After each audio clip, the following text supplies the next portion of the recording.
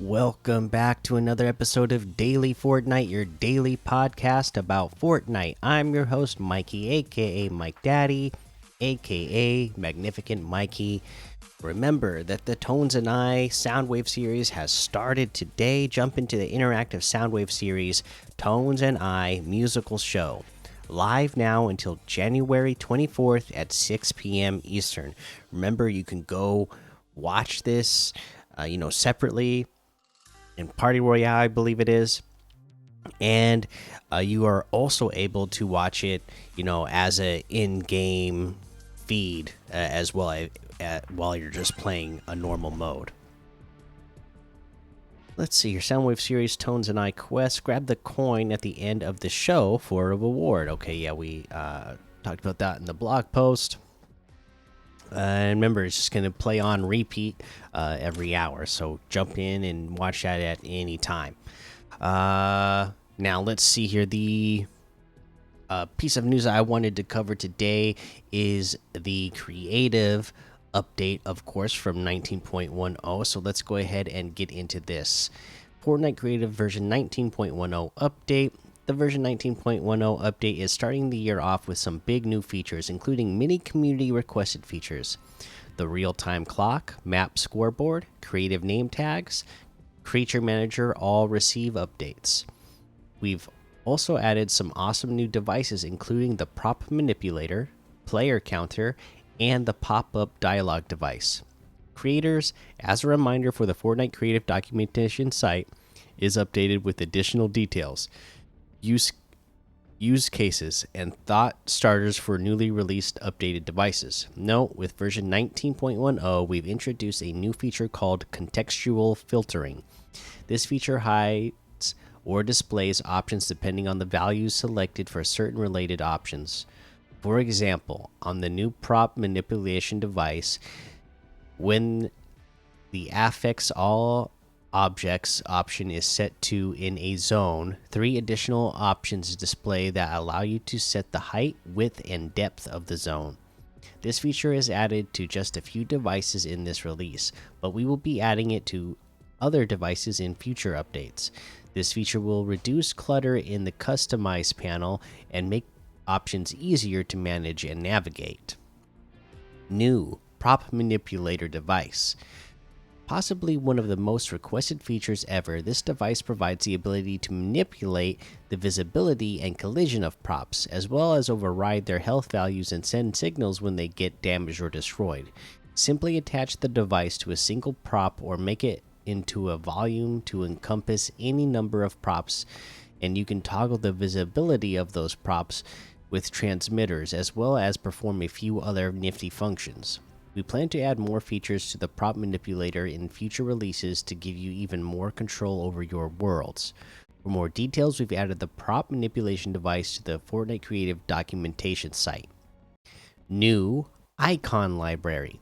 We've added a new library of 90 icons that can be attached to various devices to add some flavor and context to your objects. These can be used to show points of interest on the map, lead players to specific areas or objects, or give context to devices like the capture area. We'll be adding new icons to the library and adding icon supports to more devices in future updates. The devices which can utilize the icon library from this release are Accolade device, beacons, capture area, explosive device, map marker, player counter, and ball spawner. We had hoped to include support for objective device gallery in this initial release, but it proved a little more tricky than expected, so you can expect it to be added in an upcoming release in the near future. New player counter device. The player counter device provides 2 major new features to empower creators to control the flow and balance of games.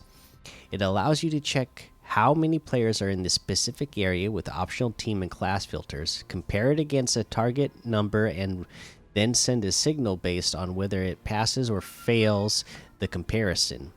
It allows a signal to be sent whenever a player joins or leaves the game in progress. There are a whole bunch of different options and subtle tweaks that make this device extremely powerful. So be sure to check out the full documentation for it and spend some time experimenting to unlock its full potential. For more details, we've added the player counter device to the Fortnite Creative documentation site. We have a new pop-up dialog device. The pop-up dialog device allows you to display information to players in a completely new way, with up to 2 customizable button responses, and the option to use simple markup within the text. You can now create information boxes and tutorials, or link dialogues together to create branching choices. We plan to add more customization options to the pop-up dialog device in future releases. Here are the markup codes you can currently use within the dialog text to format it. CR moves the text to a new line. Then you got the player name displays the name of the player viewing the dialogue. For more details, we've added the pop-up dialog device to the Fortnite Creative documentation site. Update the real-time clock. Get your event countdown ready. We're updating the real-time clock device with 2 heavily requested features. You can now set the RTC to automatically repeat at set intervals of hours, days, weeks, or months, a specified number of times, or even infinitely. You can now define a duration for the clock and have a transmitter fire when the duration elapses. We've updated our Fortnite Creative real-time clock device documentation with the details you need to set yourself up for running an event using the real-time clock. Update Creature Manager, another heavily requested feature from the community. The Creature Manager device can now be enabled and disabled via channels, allowing you to easily create ramping difficulty levels by switching between managers during the game. Update Map and Scoreboard.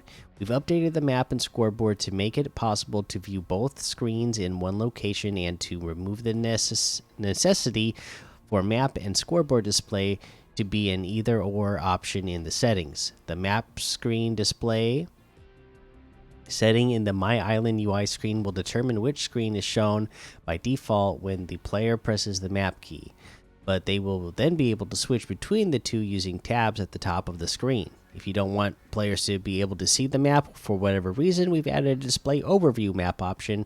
Setting it to no will simply show map not available when players switch to the map tab. So that's actually pretty cool because when I'm in creative, when I'm playing other things that people have built, I tend to like to play Zone Wars, and yeah, it is annoying that in the past you'd only be able to, press the map button and either get to see the score or the map. So now it is nice that you'd be able to see both. Update creative name tags. We've added a number of new options to My Island settings screen and team settings in class. Designer devices to provide more control over when and how player name tags are displayed to help creators cut down on visual noise during their experiences. The old player name and location option has now been renamed to always show nameplates, and the values have been renamed slightly. Let's keep going here. When set to always show to team, friendly players will always be able to see your nameplate, but enemies will follow the rules set with the new options we've added. When set to no, nameplates will be shown or hidden from all players based on the rules set by the new options. And then they list the options here. We're not going to go over all of them. Other device updates. The HUD controller device, the map scoreboard button prompt can now be shown or hidden. Matchmaking portal. Players playing in private mode can now start the game manually before the pregame countdown has elapsed. Switch device added unlit versions of the default model and antique lever model. VFX device added laser beam effect from Party Royale and added a new particle effect. Prefab and gallery updates. They added 6 new sanctuary prefabs, added 7 new sanctuary galleries. And then they have prefab gallery fixes, device fixes, island fixes, gameplay fixes, and UI fixes. So it was, Battle Royale wasn't just a big update. It looks like, in general, this last update, even for creative, was a big update as well. That's the news for today. It was quite a bit, so let's quickly go over some LTMs that you can play in today. Don't forget the Soundwave series, Tones and I, is right there in the Discover tab so that you can play that and don't miss it. We have, let's keep going. Raid gun game, Ultimate Murder Mystery spaceship map, downhill Zone Wars Downhill River Chapter 3, Go Goated 3v3v3v3 XP enabled, Pro Coin Wars Mythics, FPS Window Wars Tycoon, and a whole lot more to be discovered in the Discover tab. Let's see here. Let's get some quests done, right? Let's harvest stone from the temple, the ruins, or tumble down temple. This is one of those nice ones that when you select, if you hover over it, it'll show you exactly where these locations are. One of them is just north of Daily Bugle. I can't remember which one they're calling this one now, but if you're an OG Fortnite player, you would know it as Sunny Steps. So harvest stone from there. There's one way east of the Daily Bugle, or north of the. You could also say it's north of the 7 outpost. And there's one south of the sanctuary as well, that temple ruins there. So those are your 3 locations. You just have to get 200 brick. All of these are the location themselves are mainly made out of brick, so it shouldn't be too hard to do. I would probably go to the Sunny Step location right next to Daily Bugle, because there's quite a few like little statues in there that you can hit, that you can get to 200 brick even faster than the other locations. Let's head on over to the item shop and see what it is that we have in the item shop today. All the turn up the music section is still here. The icon series are still here. Hawkeye stuff still here, and then we have the Castaway Jonesy outfit for 800. The Envoy outfit for 800, the ink printed wrap for 500, the Sacken emote for 200, the Dance Monkey emote for 300, Cloudy Day music for 200. We have the ski outfits, the winter ski outfits. These are 1,500 each. Depending on which model that you want to get. We also have this ski boot harvesting tool for 800, and then we have the slalom style emote, ski your way to victory for 500 V-bucks. This is traversal. You're standing on 2 little skis, and then you're making motions like you're skiing. And again, this is traversal, so you can actually move forward when you do this. Let's see here.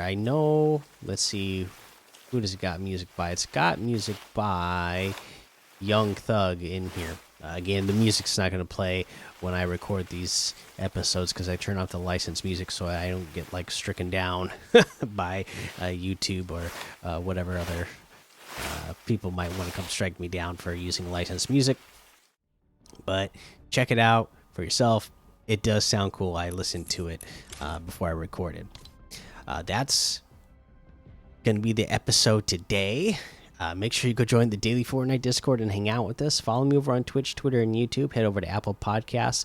Leave a 5-star rating and a written review for a shout out on the show. You know what? I should say that I forgot while we were there in the item shop is, that since that was everything, you can get any and all of those items using code Mikey, MMMIKIE, in the item shop, and some of the proceeds will go to help support the show.